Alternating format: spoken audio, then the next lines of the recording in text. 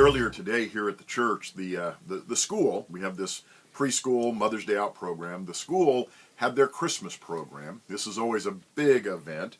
Hundreds of kids and parents and families. And this year they told the Christmas story. A teacher read the story and the kids interspersed it with songs, clever songs that tied to the story. And the energy in the room was high and the excitement was high.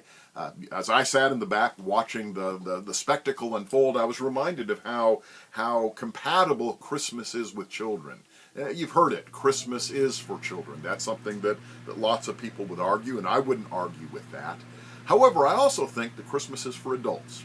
And I think that sometimes we need to think more consciously about that. Children's stories can be easily dismissed. Children's activities can be considered juvenile or childish and kind of put away with childish things. C.S. Lewis used to say that any book worth reading when we're children is also worth reading when we're adults. Any story that we tell to children, he said, if it's worth its weight, must also be a story that can be told to adults. I think that's true of the Christmas story.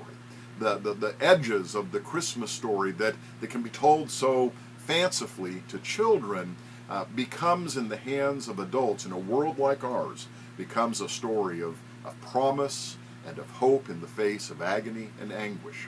I'm reading the Christmas story this week, paying attention to the adults in the story, paying attention to their hopes and to their fears, and trying to make the connection about how this story that delights the children also fills me as an adult with hope and with courage and with peace.